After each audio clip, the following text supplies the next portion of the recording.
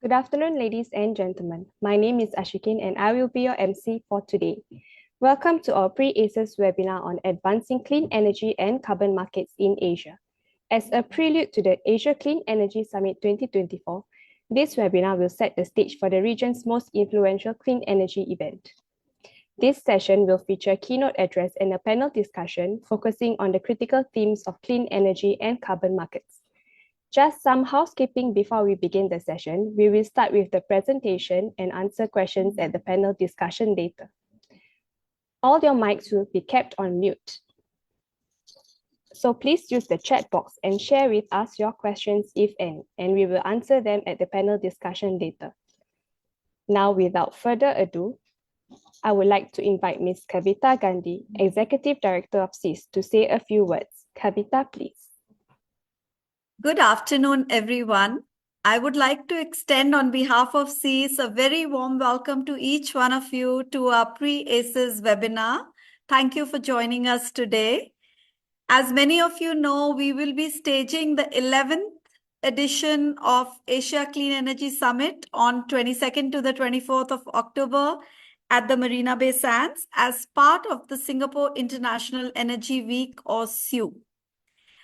This pre-webinar is an opportunity for us to delve into key topics that will shape the conversations at the summit and to provide you with insights into what to expect at ACES. Our commitment to addressing the urgent challenges of climate change and energy transition is stronger than ever. With Asia being a critical player in the global energy landscape, this summit represents not just a chance to share knowledge, but to also forge partnerships and drive actionable change. Alongside ACES, this year we are very excited and happy to be launching our inaugural Asia Carbon Summit, focusing on understanding the carbon markets, promoting cross-sectoral collaborations, spotlighting innovative solutions, and to accelerate the creation and trading of carbon credits. So these aims support the overarching goal of advancing Asia's clean energy journey towards decarbonization and aligning with our global environmental commitments and fostering economic growth within a sustainable framework. Today, we will hear from a range of esteemed speakers who are at the forefront of this clean energy transition. They are actual practitioners and leaders.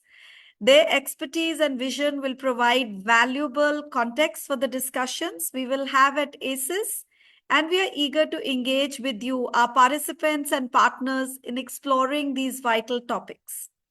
We encourage you to take full advantage of this session. Please do ask lots of questions, share your perspectives, and connect with your fellow attendees as well as the panelists. Your engagement is key to making this session a success and ensuring that we collectively advance towards our shared goal of a cleaner, greener future.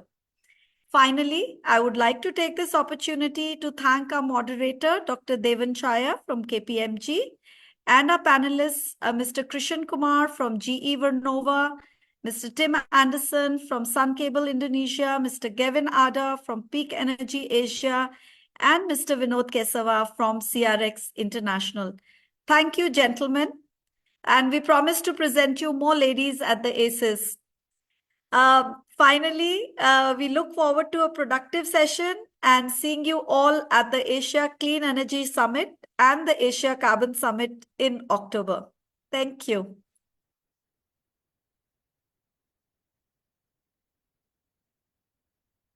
Over to you, Shikit. Thank you, Kavita. I would now like to invite Dr. Devan Chaya, Partner, Infrastructure Advisory from KPMG for his presentation. Dr. Devan, please.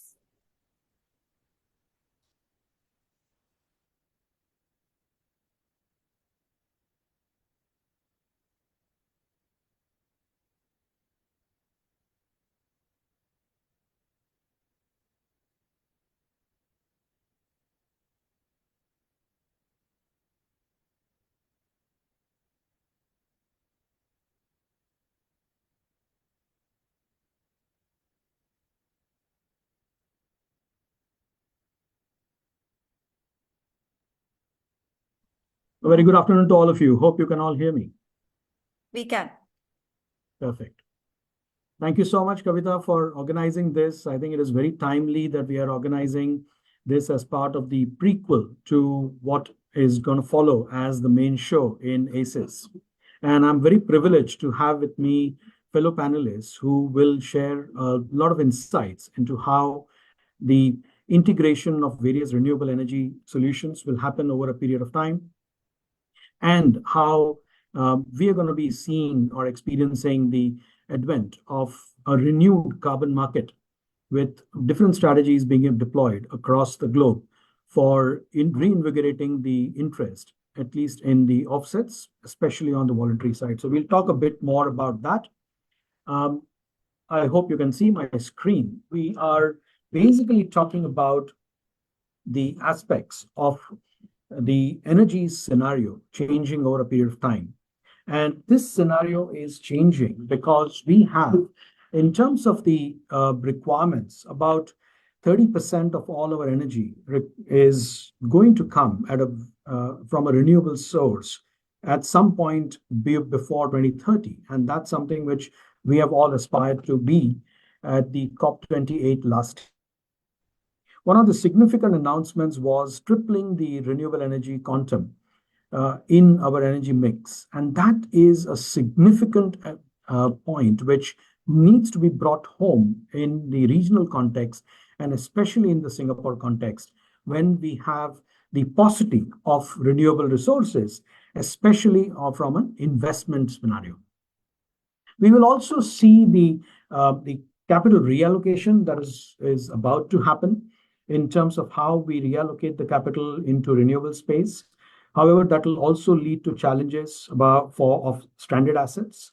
What do you do with the older plants? What do you do with reskilling of workers? There is a just energy transition that needs to be emphasized upon as we move forward in our journey. So with that in mind, I would like to take this forward by emphasizing that we have been seeing this particular scenario of multiple growth trends in terms of clean tech. And one of the areas which we have seen in terms of the price parity is the costs of clean tech actually coming down significantly. Now, there are multiple versions of this, but what I like about this particular chart is that we see a congregation of costs coming together almost at par with each other and a lot more to choose from. I think that is going to give us the power of choice as we move forward in the renewable space going forward. In terms of also the energy generation, we are going to see multiple options becoming more viable. One of them is, of course, solar, which has seen exponential growth and continues to be the growth engine for renewables in at least our part of the world. The next area of concern is going to be how we look at various scenarios. I'm trying to put two versions of how the future state looks like. And as consultants, one would have it that we can basically paint the picture both ways. And that is exactly what is happening here. There is a view that fossil usage or consumption will not come down, and renewables will struggle, not in the cost parity perspective, but definitely from a renewable intake, which will demand a heavy toll on the grid infrastructure. And we will hear a lot more in the panel today and going forward in ACES, where we will see a lot more focus on how do we flow this investment in the right places, such as to have the maximum bang for the buck. The other side of the narrative is that we are going to see the typical exponential growth in solar, and we will see a downward trend in fossils. At the price parity that exists today, it is becoming increasingly clear that a large number of fossil sources will become viably optional as we enter 2030s. Now, this will be twofold. One is, of course, the commitment from the NCD perspective that we are going to see. We are also going to see a large amount of investment that is waiting to happen in the green tech space. But the grid grid codes and the allowance of various renewable sources into grids is going to determine how fast we can grow to that level. So that's really the basis of how we can see this market evolving as we move forward. In terms of the key drivers to the energy transition, we are seeing a plethora of options coming up in terms of various biofuels. Hydrogen, of course, remains a favorite. In terms of going forward, this will be a major source for us to look at when we start comparing the various options that we have. In terms of the current maturity of renewables, we do see wind and solar playing a major role.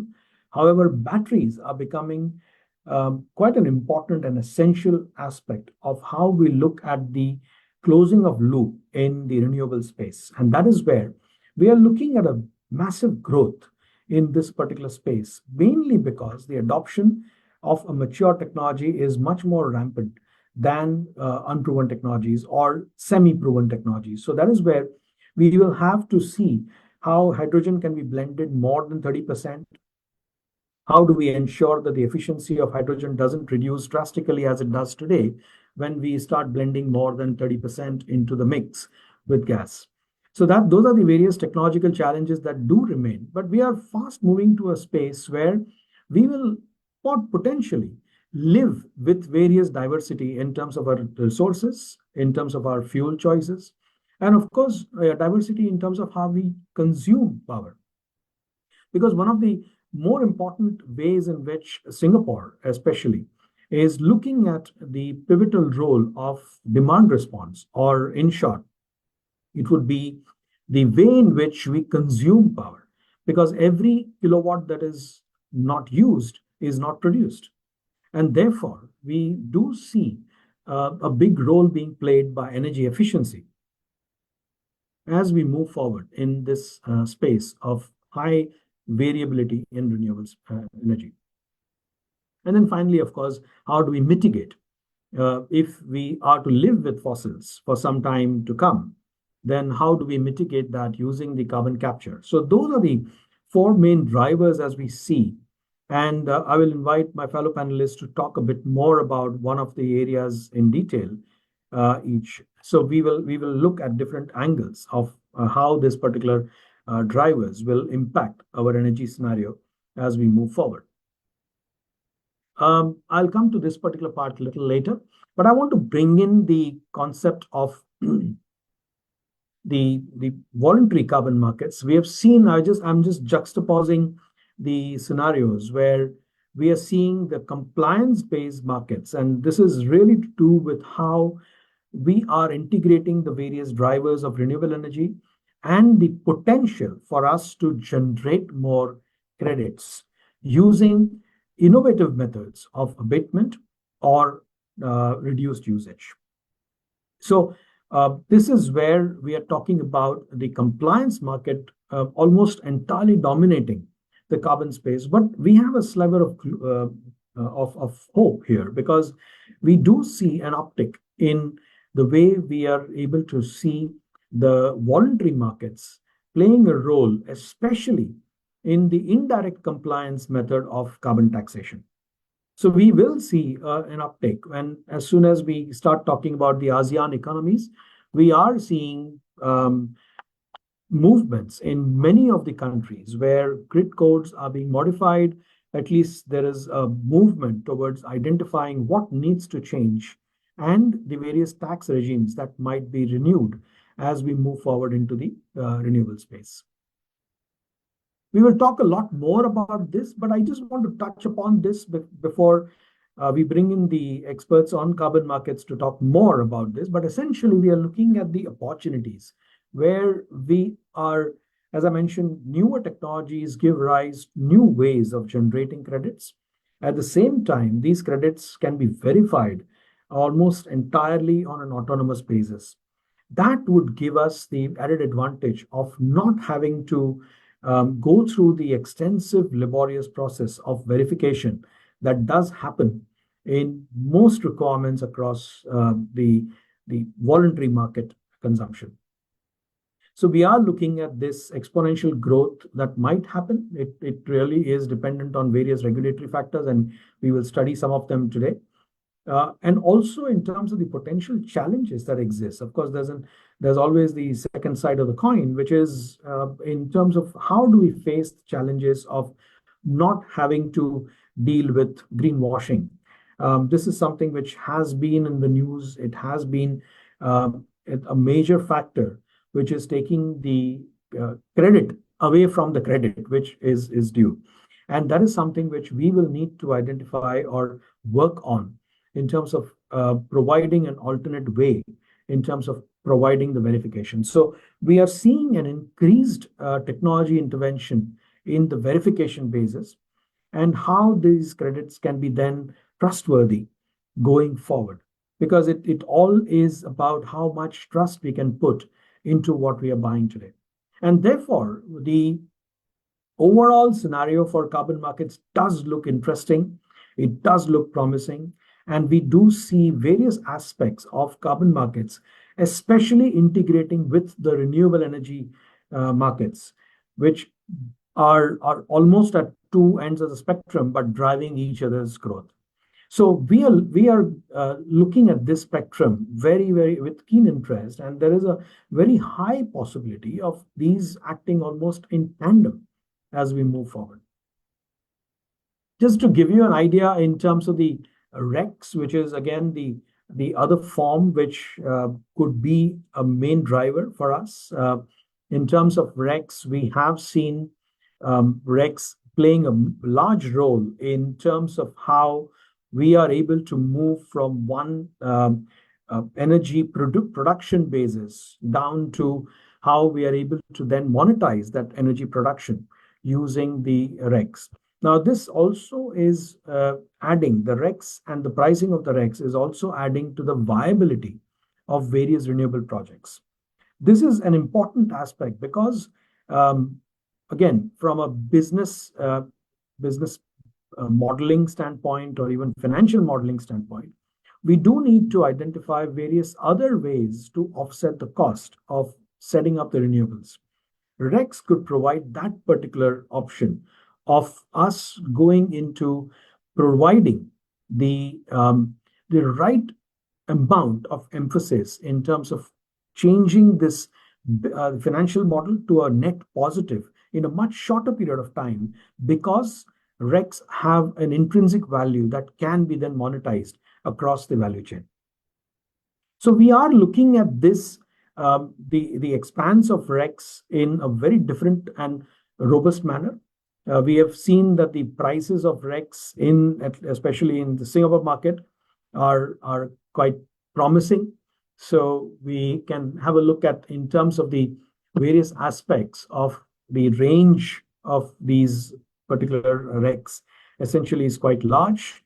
And we are essentially looking at RECs as an option for as a combination with carbon credits, which could then become the mainstay for our net zero aspirations across the region and Singapore in particular.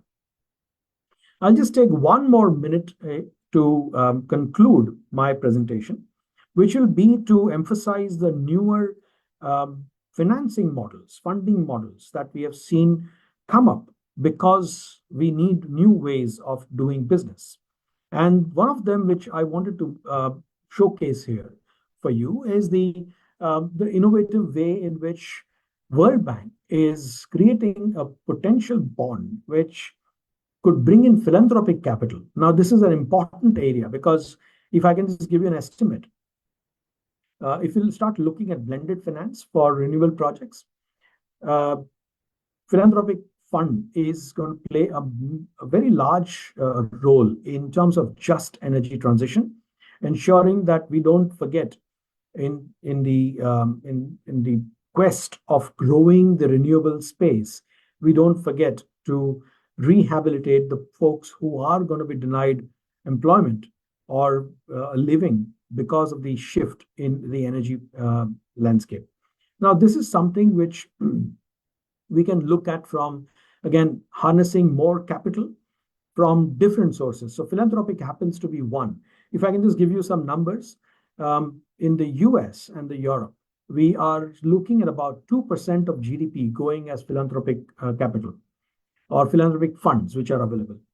In Singapore alone, we are looking at this number dropping to 0.65%.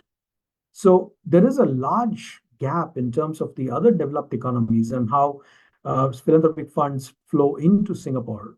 Is that there's a gap to be filled, and therefore, if we come at par with the West, then we are looking at a huge leap in terms of the funding sources available, and these could be the first loss capital or the high risk capital, where these could be deployed in the areas which normally a fund would not, a commercial fund would not invest.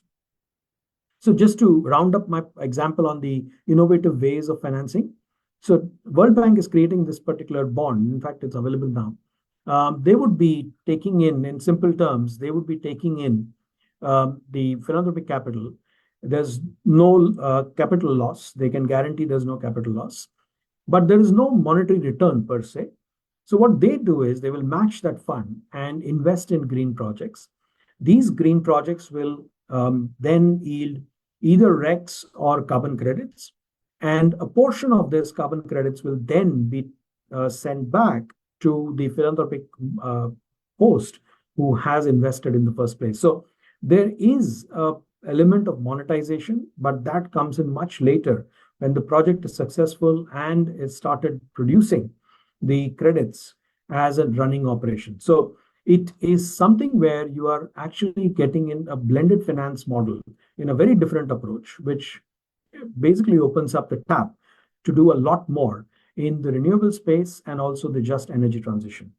With that, I would like to take this opportunity to thank ACES and ACES for arranging this, a very important, pertinent topic that we need to discuss. I'm sure a lot more awaits us in the actual ACES seminars that we are looking forward to very eagerly. But at the same time, I think this lays the foundation for us to have a spirited discussion with my fellow panelists. Shiken, should All right. we? Yeah. Thank you, Dr. Devan.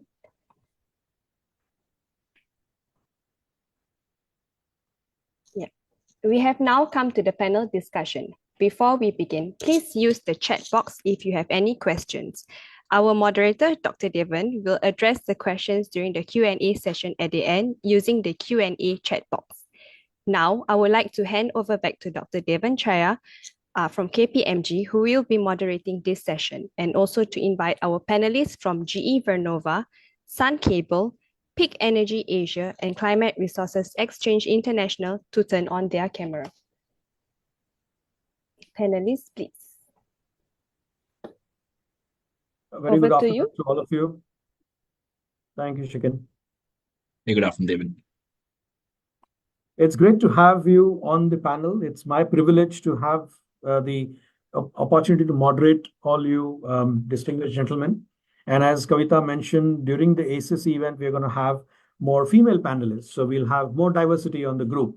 But today, I guess we will make do with low diversity but high intellectual content. So hopefully we'll give the audience some food for thought as we leave them, wanting more from ACES in next month. So if I can kickstart the discussions, I would like to invite Krishna, KK, as he's popularly known. KK, if you can take us through the various aspects of the technology landscape that is currently changing, and how do we place ourselves in the plethora of all these new technologies? What do we look at? Hey, sure, David. I hope I'm audible across. Yeah. Thank you for that kind introduction. Popularity if not otherwise. So, ladies and gentlemen, I'm Krishna Kumar, KK, with GE Vernova. So, I handle product and technology for Vernova's gas power portfolio for the Asia market. A quick introduction of GE Vernova. I'm sure GE is totally is not an alien company in the space of industry and technology. So Vernova was spun off from the parent G company on April 2nd, 2024, as a purpose-driven company with focus on electrification and driving sustainability solutions across. So having said that, Devin, I think if I can thank you for the presentation. I think that was very insightful to hear from KPMG, and it's very shared information, right, in terms of how we are seeing renewable penetration and largely the emissions across in Asia. So maybe I'll just continue the flavor in terms of some of the numbers that you had put up there, right? So if you look at Asia today, we emit close to as high as 19 gigatons of carbon. That's about 56% of the global emissions. And 47% of that is actually from the power generation sources, the industries that I represent. Now, we certainly aspire, and the forward path, as you are rightly called out, is would the fossil fuels continue to operate, but albeit at a lower capacity factor, or do we look at an increased movement of increased generation coming in from the renewables? The way we are seeing it is solar and wind are expected to grow definitely in Asia, and at least from our perspective, we're looking at a staggering 317% of growth in solar and renewables. That's in next 10 years. That in numbers is about 3677 gigawatts by 2032. Now that's a huge number. So when you bring in that amount, so you need that amount of renewables to actually drive the energy transition goals that we have set for ourselves. Now, as we drive on this point, as you rightly said, there is so much of happening on technology. The fundamentals have to be really looked at. The fundamentals here are energy reliability, affordability, security, which is very relevant in today's situation, and largely sustainability. So if we look at countries, and if you look at, for example, Singapore, as you had highlighted it very well, 85% of the power generation today in Singapore is from gas-based power resources. Now, mind you, gas power is still one of the lowest carbon emitting fuel and from a power generation source. And the forecast is Singapore proceeds towards its energy transition goals. It would land somewhere at 50% gas power with another 50% coming in from renewables. And with this 50%, actually, the combination of hydrogen or ammonia, depending on the other carbon-free fuels, as we call it. So it is going to take more than one technology to actually realize the aspirational goals that countries across have set. Because another country, if I could talk about, is, let's say, is Australia in the ASEAN, where Australia is going away from its traditional coal-based power generation at a very accelerated scale to a hydrogen-based economy with green hydrogen production, a lot of production tax credits coming in. It's kind of leading the way from a policy advocacy, if I put it that way. So if you bring in all this into this connotation mix, if I put it that way, we're looking at a combination of renewables, energy storage, and battery, as you rightly called out, including hydros. And we strongly feel gas power will continue to play a strong role, not just as a transition fuel, but also, as the transition happens and stabilizes, because of its ability to support.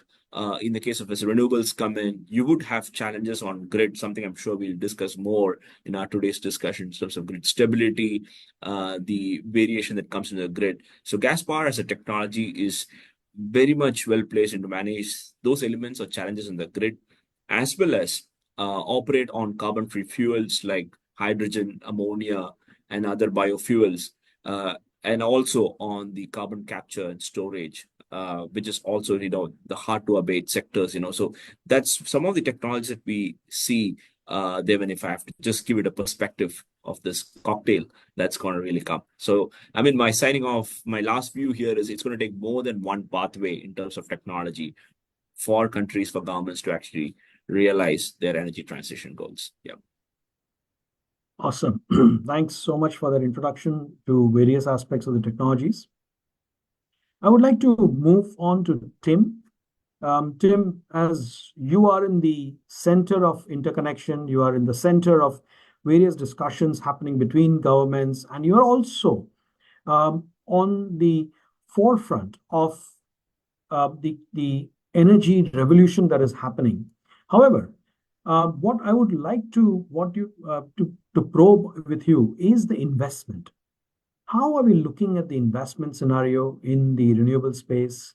How do you place Sun Cable here in terms of the various aspects of the blended financing, etc., that we have been discussing? How does all of that fit into the newer landscape of energy? Yeah, thank you, David, Devin, for that introduction, and great to be here with this esteemed bunch of panelists. Yeah, really tough question, and I guess we'll be spending 1 or 2 days unpicking this topic over the course of the Energy Week and later in October. Just for everyone's benefit, just to put it in context, at Sun Cable, our first project that we're looking to develop will be approximately 20 gigawatts peak, about 30 to 40 gigawatt hours of battery storage, and around 4,300 kilometers of HVDC transmission and associated componentry. So in answering that question, Devin, I guess our project and projects similar to this, where you have a large long transmission component to the project, really are creating a different profile of project, which is attracting and needs to attract a different type of investor. Where you have essentially a localized generation and transmission project, which is very common, and it's been the standard for the last 50 years, you'd say, in terms of power project development across the world. Markets and investors have become pretty familiar, lenders are familiar with how kind of asset life, the particular components that exist in the financial models that exist in that. That's very stable. And with the exception of the early retirement space, where we're having to look at how you might unpack some of those types of projects, that's fairly stable. I guess what Sun Cable represents in similar projects with long distance transmission components, we're actually looking at a different balance between the capex components of different parts of the project. So for us, the transmission costs of this project will probably represent more than 50% of the capex of the project. Now, what does that mean in terms of answering your question? It means ultimately, there are classes of investors who like transmission assets. However, they don't want to take the development risk to start with. And so what we're looking at in terms of solving this in our projects, and others are doing the same, is how do you bring on types of investors who are prepared to take slightly higher risk development risk with appropriate returns, but then perhaps exit once we hit a stable operational phase and a substitute by different forms of capital who are prepared to take a longer term, lower return position. Because what we have learned quite clearly over the last 2 years is that the investors and lenders who want to look at generation assets are actually different to those that want to own and have a long-term position on transmission assets. And as we look at the journey that is ahead of the ASEAN Pacific, the Asia Pacific region, in terms of decarbonisation and energy transition away from high carbon to net zero, we see a requirement for a whole bunch of these types of projects to come on stream. And so, in short, our immediate problem is to attract a range of investors and clean energy funding through multilateral, bilateral funders to kind of early stage de-risk projects such as ourselves will be an essential requirement to get these projects to market. But the good news, as I said, is that once these projects are operational, there is a whole tranche of capital that's available to actually recycle that funding. And so we create this virtuous circle where those catalytic early green investors and multilateral, bilateral funders are actually able to bring a whole range of projects to the market and recirculate their capital in a very transformative way. So I guess the key points just for this opening remarks are, there are different shapes of projects now coming to the market, such as ourselves, where a higher transmission cost component of the overall project requires quite a different approach to funding, both at an investor appetite level through the development phase and then ultimately in terms of long-term holding position. And I think secondly, that it will require some of that blended early stage risk position funding that will unlock some of these projects ultimately to be recycled and used in similar projects. And so the products are there. As we are going through our development and others are doing so, the market will get used to these types of projects, but at this stage, it's still quite early days in terms of the general understanding across the market. So perhaps I'll leave it at that. Devin, as opening comments, and we can obviously take questions and answers later. Perfect. I think that was a well summarized perspective on transmission. And therefore, now we try and fix the most important part. Gavin, we look at generation. You are in the midst of the generation revolution that is happening. And every day is a new day in terms of the renewable generation. So give us a perspective of how you see the regional markets, and are there any regulatory interventions that you see imperative for the right growth of renewables in the region? Thank you. I'm not sure I'd call us the most important part, but just one of the components. We can't do anything without everybody else. So I think that's the first thing I'd say. Just as a little bit of background, Peak Energy is an IPP, an independent power producer. That means we develop and generate power plants backed by Stonepeak. Stonepeak's one of the biggest infrastructure funds globally. And prior to that, I started a couple of companies. One was owned by Shell, the second one by Total Energies, the French oil and gas company. So I think to your opening remarks earlier, the transition in funding and where that funding is coming from is very interesting right now. So I think we're seeing the oil and gas guys step back a little bit. This is a really exciting time to be in Southeast Asia and in Asia generally. I think for renewables, the market is really turning around. I think you're seeing markets deregulate, which means allowing independent power producers like myself to build large solar farms or wind farms or battery and push that through the grid to customers. And you're seeing over the last couple of years, very elevated prices on commodities that have made it very difficult for Indonesia, Vietnam, Philippines, various different markets to maintain grid prices at low levels for their residential industrial customers. And so you have a move from these markets towards renewables. Solar is now cheaper than the grid. At a landed level, maybe 50%, 40% cheaper, more than 50% cheaper in Singapore. So you're seeing a natural, inevitable swing across to renewables, which I think backs up KK's comments around the growth plan. But you're also seeing the utilities and the government saying, we don't want to fund this, right? And we want foreign investment to come in. So you're seeing a much more open profile, and you've seen Thailand, Vietnam, Malaysia, all open up their markets in the last 12 months. So that's fantastic. I think the challenge, though, is that as renewables comes in, if you think about solar and wind, those are variable, and we need to grow up as an industry. As a renewable developer, we need to take responsibility for that variability and find a way to push as much power as we can into the grid in a, to KK's comment as well, a reliable way, right? And that means batteries. That's the first solution that we see. That's the low-hanging fruit. And we've been tracking batteries, and both in Peak, we're building one of the largest battery farms in Australia.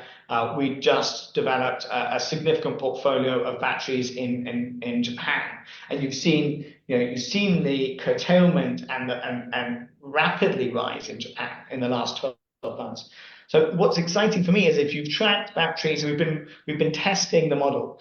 Can you put a solar and a battery system together and generate electricity cheaper than the grid? My personal view is that if you can't be cheaper than the grid in Asia, you're going to struggle, right? Maybe Europe can subsidize everything. Maybe the US can provide tax credits. That's not going to work in Asia. We need to be cheaper than the grid. And what's exciting for me is watching over the last few years, battery costs drop 20, 25% per year. In the last 12 months, more than 50%. And we're now able to build solar plus battery in certain situations at scale, cheaper than new build fossil fuel. So it's cheaper power and it's reliable. And I think that's a really exciting development. I think the last one I'll mention is the corporate off-takers. And so for anybody who comes from outside of Asia, this is normal. Amazon, Google, Microsoft, Procter & Gamble, these guys are the biggest buyers of power in Europe and in the US, not in Asia. And that's just starting to change now. And those corporate off-takers are helping to transform the industry, right? They're calling up the CEOs of the energy regulators and the government ministers, and they're saying, I will invest data centers, I will invest manufacturing, I will bring hundreds of thousands of jobs as they move from China into Southeast Asia. But you need to give me renewable power. You need to give me green power. And the only way that they can do that is through IPPs like myself. So very interesting to see that. And then on the back end of that, artificial intelligence. And so we're talking about artificial intelligence driving data center demand, power demand, potentially doubling demand in the next 2 years in Southeast Asia. And they're one of our biggest energy consumers. So a lot of different, very attractive tailwinds pushing us forwards. And so really think it's one of the best times I've seen in Asia in the last 20 years. I think this is good work by ACES this time, that this panel, I'm very fortunate to have all the three major aspects of the power ecosystem here, which is generation, like yourself, Gavin. We've just heard from Tim from a transmission perspective, and KK has given us a glimpse of how the distribution systems need to be in place to enable more and more grid offtake of renewables. So we do see this as an important aspect. And the audience, I would like to also tell you that I'll be taking some questions at the end. So just hold on to your questions. I'm seeing quite a few that have come in, but I want to give the stage to Vinod. Vinod, I'll also throw a challenge to you, which is the Einstein's challenge, which said, if you can't explain it simply, you don't know it well enough. So I will throw the challenge on you on explaining to us, and there is also a question in the chat, which essentially is around how simply can we understand carbon credits, who benefits from it, and what are the impediments? And could you explain what we keep hearing in the news about the Article 6 and why is it so important and why COP29 must act in order to get the markets in place? So your views, please. Thank you very much, David, and thank you everyone for having me on this panel. I've actually been in the carbon space in the international market for 21 years. My father and I set up Climate Resources Exchange back in 2003, and we've seen all kinds of carbon markets come and go. And essentially what it means now in terms of emission reductions is to sort of say, what are the emission reductions actually going to do in terms of counting it towards countries' nationally determined contributions? And that is their commitment, their respective countries' commitment to reduce their emissions by a certain target year, 2030, 2040, or 2050. So that brings me to the key topic of what a carbon credit is, which is a ton of CO2 equivalent that has been reduced or removed, depending on the sector you're in, the kind of technology we're in. And since we're talking about renewable energy, it's very important to say that even though the carbon market started off with renewable energies over 20 years ago, and that's where we did, we cut our teeth on a lot of renewable energy projects over the years. We've seen the cost of technology drop tremendously. And the key concept of carbon is that of additionality, that the project would not have occurred in the absence of the incentive of the carbon credit. Because the carbon credit revenue is supposed to add on to make sense so that the IRR, the financial IRR of the project is increased to a level where the project is actually practical and doable. But we've come to a point already I think it was September 19 of 2019, that the voluntary carbon markets, or VERA, the main standard that runs it, basically excluded renewables because two reasons: they're becoming more and more commonplace. So it's very difficult to prove additionality unless you're in a least developed country or an LDC. And the fact that REC markets have been also accelerated in that sense. So if you want to generate a REC or RECs, that really means you're getting a price on top of the generation price that you're creating it for, creating the REC itself, which means you can do away with FIT and so on, right? Feed-in tariffs and so on. So that trend is there. But I really wanted to then touch on what you were saying, what everyone has alluded to in their respective openings, which is the fact that you can actually still generate a carbon credit today from renewable energy, provided the battery energy storage system is connected to it, because then it would mean a lot more cost to implement the battery technology into it. You can even be second life batteries and so on doing the job. But nevertheless, it is more expensive, and therefore you can generate the carbon credit still with if you use a battery system. And that, of course, leads to other advantages such as grid parity and so on, because you now have stability because renewable energy is not consistent in that sense. And that leads me to the Einstein challenge you were talking about, or you alluded to earlier, David, which is really Article 6 of the Paris Agreement. And that's enshrined in that particular clause that all countries need to be able to cooperate to meet their respective NDCs. So if you generate a carbon credit, let's say in Vietnam, and you want to export it to, let's say, Singapore, for Singapore to meet its NDC, then Vietnam cannot be using the same carbon credit to count it to their NDC. And that's what Article 6.2 and 6.4 is all about. It's really about the cooperation without double counting, which is an essential, a key message to everyone, because we cannot go around creating carbon credits that shouldn't have existed in the first place. So Article 6 is absolutely necessary to be resolved by COP29. It was supposed to be resolved at COP28, but nothing really happened. But that's all right, because I think some legislation during the summer of 2024 has already been drawn up, and countries are now making bilateral and implementation agreements to cooperate on such things. But that also leads me to what happened at COP26, which is the Glasgow Agreement for the acceleration of the decommissioning of coal-fired power plants. And to me, that's absolutely important, because that in itself could lead to the fact that you have massive emission reductions and removals, or even taking existing plants, capturing CO2, liquefying it and putting it under the ground, or utilizing it for other uses.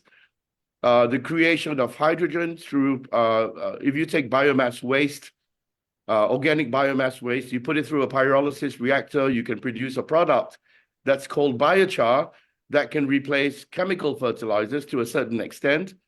But at the same time, you can generate renewable energy as well. And you also will be able to use the syngas, synthetic gases created in that process, to create new fuels, such as green hydrogen or blue hydrogen, whatever it is. So that's really what we should be talking about, I think, in all. But thank you very much for allowing me to speak on this. Wonderful. Okay, now we have a paucity of time. We will now go into a round called the rapid fire round. Each one of you is going to get 20 seconds to respond to the questions, either from me or the audience. I've collected some questions from the audience, so I will reverse the order. Vinod, I'll start with you. Are there any comments about the REX forecast beyond 2030? And second, will there be a double accounting if the same project is on carbon credits or REX? 20 seconds. Thank you, David. First of all, I think it's the REC market is going to accelerate sharply, and it will continue to do so for a number of years, probably even till 2040, I would say. And then in terms of generating a REC and a carbon credit at the same time, it is absolutely not possible to do that. It's not allowed at all. If you register your project as a REC project, you cannot generate a carbon credit at the same time, because the verification and validation protocols would pull up the same GPS locations for the same project. You can't do both at the same time. Great, thanks. Gavin, what do you think is the role, this is from a participant here, role of nuclear in the energy mix going forward? That's a tough one. I'm definitely not a nuclear expert. I watch it very closely. I think it'd be interesting to see where the SMR, the small modular reactors, land. But honestly, I worry, or I think that at the rate that solar and battery is expanding with gas as a transition, and then I agree as a long-term sort of support, I don't know, nuclear is probably not going to get there in time. Great. Tim, your 22nd question is, what do you see the role of floating offshore wind? Because it requires high levels of transmission. So how do you see that market impacting us? Floating solar, a floating wind. Floating offshore or floating solar, yeah. Yeah, offshore. Well, what we are seeing in the wind market, of course, globally, is a growth in offshore wind of various types because of land availability, land competition issues. So inevitably, I would say we're going to see still rapid uptake in high wind locations where you've got good wind resource and competition for land. The transmission element of that is we are not talking huge distances in many cases in terms of length of cable relative to the mega distribution projects such as ourselves. And we're seeing increases in cable manufacturing capacity globally. So I don't think that really is going to be a constraint that restricts those developments of those projects, even though we will see a rapid increase in those types of projects coming to market, in particular countries with good wind resources.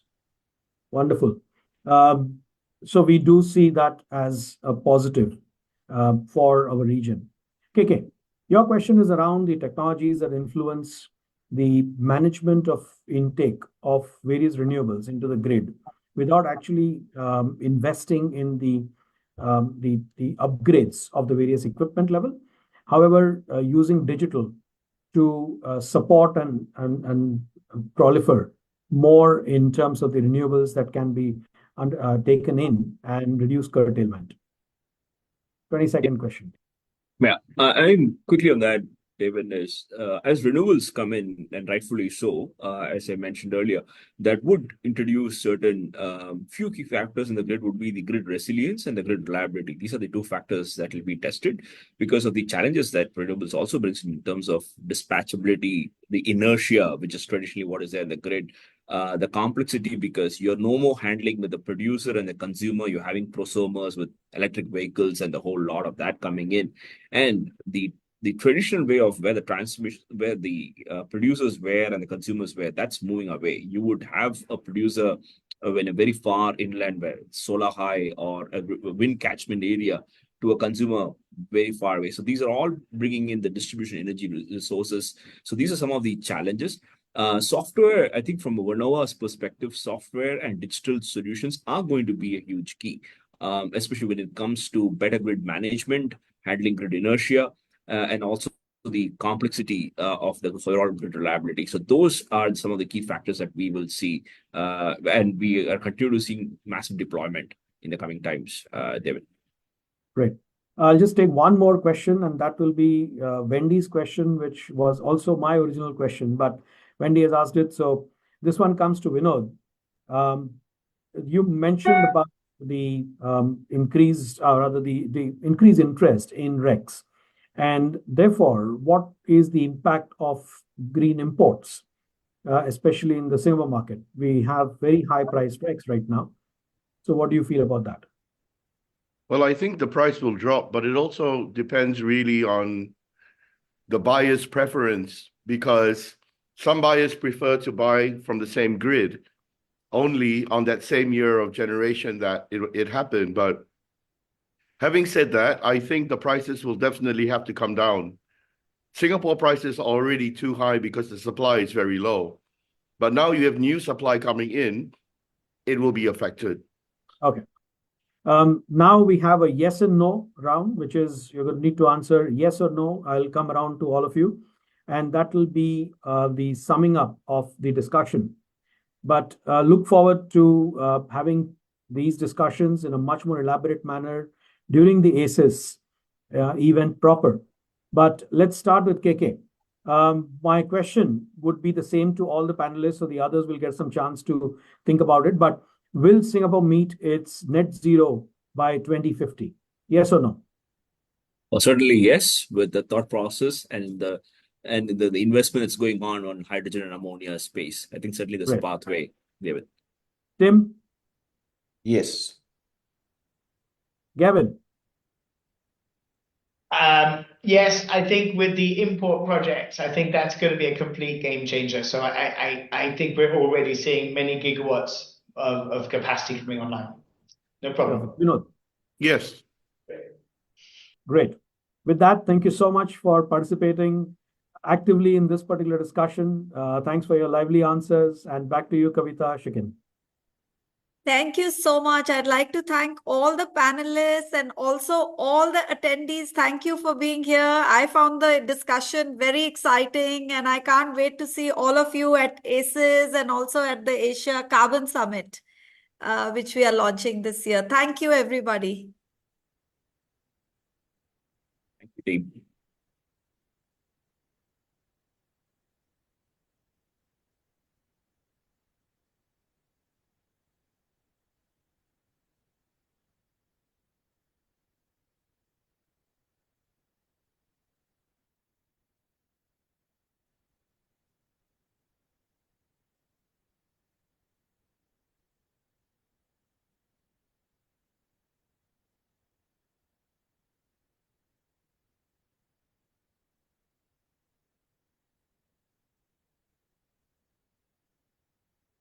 Thank you so much, Devan. Wonderful. I think great conversation and lots more to go on at ACES and ACS. I can see there are so many questions we still need to address. Yes.